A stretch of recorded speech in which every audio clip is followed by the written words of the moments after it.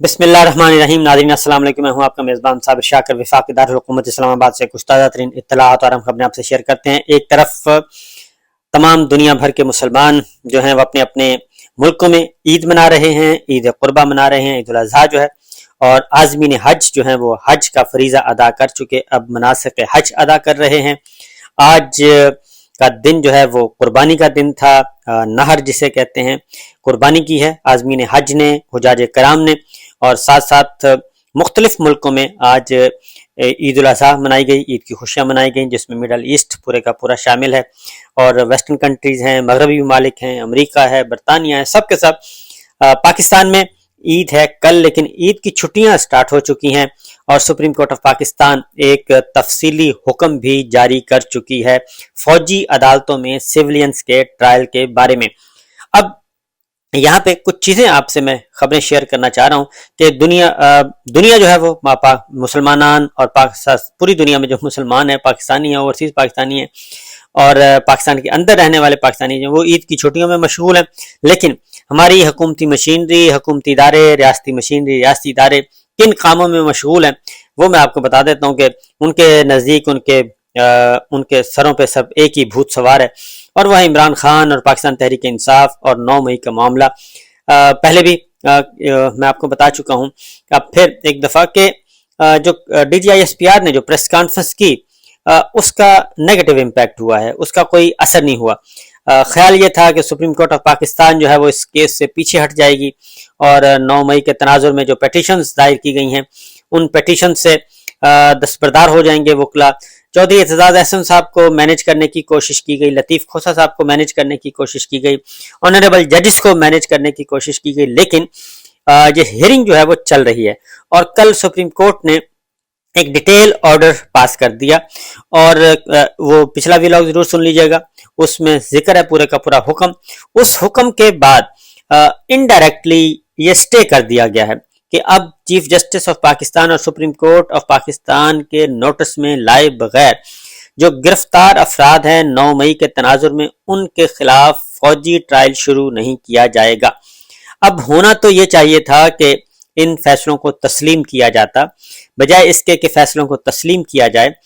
پہلے جسٹس قاضی فائز عیسیٰ صاحب اور جسٹس سردار صاحب جو ہیں وہ جب بینچ سے الگ ہوئے اور جسٹس قاضی فائز عیسیٰ صاحب کا نوٹ آیا, اس کو بہت زیادہ اچھالا گیا, اور اس پہ بہت زیادہ اس کو نیگیٹو بنانے کی کوشش کی گئی.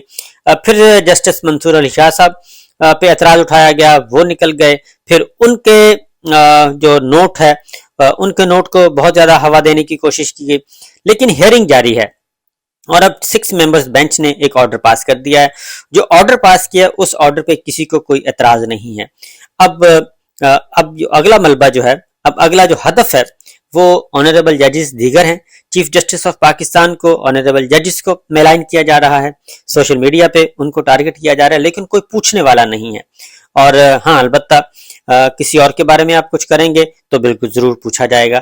اسی طریقے سے ہماری ملٹری لیڈرشپ ہے, اس میں نواز لیگ جو مرضی کرے, اور مریم صاحبہ, نواز شریف صاحب, شہباز شریف صاحب, جاوید لطیف صاحب, کوئی بھی پی ایم ایل این سے تعلق رکھنے والی جو پولیٹیکل لیڈرشپ ہے وہ فوجی قیادت کو اس حد تک, یعنی کہ وزیر دفاع, وزیر داخلہ, وزیر خزانہ اور دیگر وزراء, کابینہ میں بیٹھے وزراء جو ہیں وہ ملٹری لیڈرشپ کو, عدلیہ کو جس طرح سے مرضی رگے دیں, ان کو پوچھنے والا کوئی نہیں ہے. لیکن ہاں, البتہ دوسری جانب کوئی آئے گا تو اس کو ضرور اس پہ سیدھے مقدمات ہوں گے. تو یہ ایک انتہائی افسوسناک جو ہے وہ سلسلہ چل رہا ہے. اصل ایشو ہے کیا؟ اب چودھری اعتزاز احسن صاحب اور لطیف کھوسہ صاحب کے خلاف باقاعدہ طور پہ پریس کانفرنسیں شروع ہو گئی ہیں, اور پریس کانفرنس کرنے والے جو ہیں وہ استحکام پاکستان آئی پی پی کے جو جوائن کرنے والے, یا آپ کہہ سکتے ہیں منحرف ارکان یا نئی لوٹا پارٹی جو ہے وہ میدان میں آئی ہوئی ہے, اور ان کے بارے میں اب پریس کانفرنس. اب چودھری اعتزاز احسن صاحب کے بارے میں بھی کیچڑ اچھالا جا رہا ہے, اور سردار لطیف خان کھوسہ صاحب کے بارے میں بھی. وہ یہ ہے کہ سردار لطیف کھوسہ صاحب کے گھر میں فائرنگ ہوئی, اور اب اتنے دن گزرنے کے باوجود ایک ہونہار کاروائی کی گئی ہے, اور وہ کاروائی بھی ایسی ہے کہ ہنسنے کو دل کرتا ہے. کہ کہا گیا جی, ایک خبر جاری کی گئی, اور خبر بڑی مزے کی جاری کی گئی کہ ایڈوکیٹ سپریم کورٹ لطیف کھوسہ کے گھر پر فائرنگ کیس کا ڈراپ سین ہو گیا جی. اور کیا ڈراپ سین ہوا ہے کہ لاہور پولیس کی سی آئی اے ماڈل ٹاؤن کی کاروائی لطیف کھوسہ ہاؤس پر فائرنگ کا مرکزی مجرم گرفتار ہو گیا۔ یہ محسن عرف لمبا ہے، اعتراف جرم کرتے ہوئے بتایا کہ مجھے عمران خان کے قریبی ساتھی زبیر نیازی نے لطیف کھوسہ اور چودھری اعتزاز احسن کے گھروں پر حملے کا کام سونپا۔ حملے کے بدلے مجھے 10 لاکھ روپے معاوضہ ملنا تھا، میں 1 لاکھ روپے ایڈوانس وصول کر چکا ہوں۔ ملزم محسن نے احساس شرمندگی کے ساتھ بتایا کہ پی ٹی آئی کے رہنما زبیر نیازی کے کہنے پر میں نے اپنے ساتھی کے ہمراہ لطیف کھوسہ کے گھر پر فائرنگ کی۔ زبیر خان نیازی نے اپنا ایک بندہ نشاندہی کے ساتھ بھجوایا جس نے مجھے لطیف کھوسہ کا گھر بھی دکھایا۔ میں پی ٹی آئی کا کارکن اور جلسے جلوسوں میں زبیر خان نیازی سے میرا تعلق ہے۔ اس حوالے کے بعد سپریم کورٹ اعتزاز احسن کے گھر پر فائرنگ کرنا تھی۔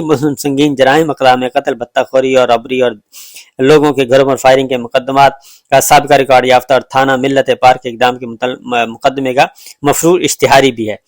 اب یہ اس بیان کو پڑھ کے سوائے ہنسی کے اور کچھ بھی نہیں آ سکتا کہ لطیف کھوسہ کے گھر پہ فائرنگ ہوئی اور پہلے ان کے بیٹے کو زخمی کیا گیا، پھر ان کے گھر پہ فائرنگ کی گئی اور ان کے گھر پہ اس دن فائرنگ کی گئی جس دن انہوں نے وکلا کنونشن سے خطاب کیا اور سخت ترین تقریر کی اور اپنے موقف پر ڈٹے رہنے کا عزم کیا۔ اسی شام کو ان کے گھر پہ فائرنگ ہو جاتی ہے اور جب فائرنگ پہ مقدمہ بھی پی ٹی آئی پہ یعنی کہ عمران خان صاحب کے پارٹی پہ درج کروایا گیا اور وہ یہ اس کے بھی ماسٹر مائنڈ وہی نکلے۔ لگتا یہ ایسے ہے کہ یوکرین کی جنگ بھی جو ہے وہ شروع کروانے والے میرا خیال ہے ماسٹر مائنڈ جو ہیں وہ پی ٹی آئی کے لوگ ہی ہوں گے، اور اگر دنیا بھر میں کہیں اور کچھ کاروائی ہو رہی ہے تو اس کے ماسٹر مائنڈ بھی یہی ہوں گے۔ اور اب یہ لطیف کھوسہ کے گھر پہ فائرنگ اور پرچہ بھی ایف آئی آر بھی پولیس نے خود ہی پولیس مدعی بن گئی اور سردار لطیف خان کھوسہ کی تو ابھی ایف آئی آر بھی درج نہیں ہوئی۔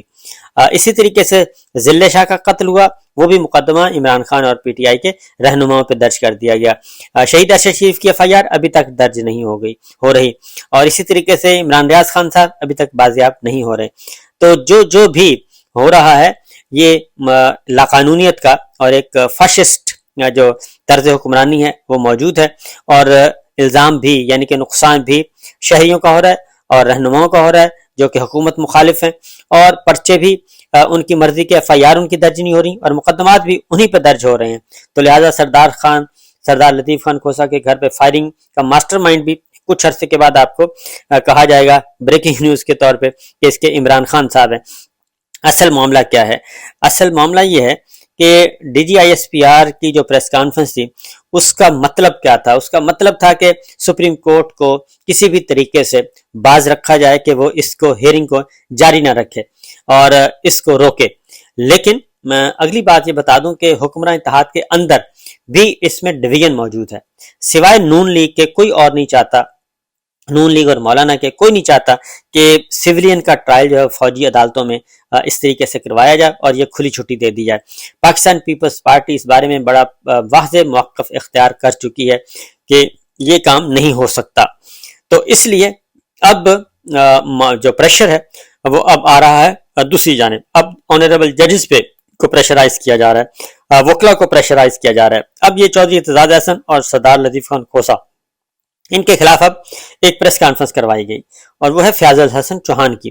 وہ ہے جی D G I S P R نے 9 مئی کے حوالے سے بہت جامع پریس کانفرنس کی۔ پی ٹی آئی کی جانب سے D G I S P R کی پریس کانفرنس میں منفی پروپیگنڈا کیا جا رہا ہے۔ ملٹری کورٹس پر 2 شخصیات میڈیا میں چیئرمین پی ٹی آئی کے چیف پیٹرن بنے ہوئے ہیں۔ اب آپ غور سے سنیے گا کہ چودھری جو فیاض الحسن چوہان کیا کہہ رہے ہیں، اور ادھر جو فائرنگ کرنے والا ملزم ہے وہ بھی عمران خان پہ ہی یعنی کہ عمران خان صاحب لطیف کھوسہ کے گھر پہ فائرنگ کروا رہے ہیں، جبکہ فیاض الحسن چوہان کہہ رہے ہیں کہ 2 شخصیات جو ہیں media per chairman P T I کے چیف پیٹرن بنے ہوئے ہیں، چودھری اعتزاز احسن اور لطیف کھوسہ قانون کے چیمپئن بنے ہوئے ہیں۔ یہ وہی اعتزاز احسن ہے جس نے پیپلز پارٹی کے دور میں انہوں نے سکھوں کی فہرستیں بھارتی حکومت کو دی۔ اعتزاز احسن نے چودھری افتخار کے حق میں تحریک کے دوران قوم کو دست دیا تھا ریاست ہوگی ماں کے جیسی۔ تو چودھری اعتزاز احسن تو ابھی بھی اس بات پہ قائم ہے اور وہ اسی لیے اس مقدمے کو لے کے آگے بڑھ رہے ہیں کہ ریاست کو ماں جیسی ہونا چاہیے اور اس طریقے سے سب کے لیے انصاف ہونا چاہیے، سب کے لیے ایک قانون ہونا چاہیے۔ تو فیاض چوہان صاحب کہتے ہیں اس وقت پوری قوم اور وکلا ان کے جھانسے میں آئے۔ وکلا تحریک کے 6 ماہ بعد چودھری اعتزاز احسن نے قوم سے معافی مانگی۔ اعتزاز احسن اور لطیف کھوسہ کی پہچان پیپلز پارٹی اور بھٹو خاندان ہے۔ جو بھٹو خاندان کا اس پارٹی کا وفادار نہیں وہ قوم کے وفادار کیسے ہو سکتا ہے؟ تو اعتزاز احسن اور لطیف کھوسہ پارٹی چھوڑ دیں پھر قوم کو وفا کا درس دیں. پاکستان پیپلز پارٹی کہیں اور کھڑی ہے, یہ دونوں کہیں اور کہہ رہے ہیں. تو یہ ہے جی معاملہ فیاض الحسن چوہان صاحب کا. اور اب لطیف کھوسہ صاحب کو اور چودھری اعتزاز احسن صاحب کی کردار کشی کا کام سونپ دیا گیا ہے, ٹاسک دے دیا گیا ہے, اور دیکھتے ہیں اس کے بارے میں آگے کیا ہوتا ہے. دوسرا ایک اور چیز میں آپ کو بتا دوں کہ اصل پریشر جو ہے وہ عالمی پریشر بھی ہے. لوکل پریشر کو تو خیر کوئی نہیں دیکھتے, وہ تو کہتے ہیں کہ یہ کس باغ کی مولی ہیں, ان کو تو آپ کھا پی جائیں, کوئی مسئلہ ہی نہیں ہے. لیکن اصل ایشو یہ ہے کہ اقوام متحدہ جب عمران خان صاحب کو گرفتار کیا گیا تھا اور ہنگامہ آرائی شروع ہو گئی تھی, اس وقت ایک بڑا ہی سخت سٹیٹمنٹ آ گیا تھا فوری طور پہ, اور وہ آیا تھا اقوام متحدہ کے سیکرٹری جنرل انطونیو گوتریس کا. انطونیو گوتریس نے یہ کہا تھا کہ اقوام متحدہ کے سیکرٹری جنرل نے کہ عمران خان کی گرفتاری کے نتیجے میں احتجاج اور ہنگاموں کی بجائے پرامن احتجاج کا راستہ اختیار کیا جائے, تمام فریقین تشدد کی کارروائیوں سے گریز کریں. اقوام متحدہ کے سیکرٹری جنرل کا پرامن اجتماع کے حق کے استعمال پر زور. سابق وزیر اعظم عمران خان کے خلاف قانونی کارروائی میں مناسب طریقہ کار اپنائیں, حکام قانون کی حکمرانی کا احترام کریں. یہ اسٹیٹمنٹ آیا تھا. اور اس کے بعد ایک اور بات بھی انہوں نے کہی تھی انطونیو گوتریس نے, ان کے ڈپٹی ترجمان نے فرحان نے یہ کہی تھی کہ عمران خان کی اسلام آباد میں ہونے والی گرفتاری کے نتیجے میں شروع ہونے والے احتجاج اور ہنگاموں کا نوٹس لیتے تمام فریقین سے مطالبہ کیا ہے کہ وہ تشدد کارروائیوں سے گریز کریں.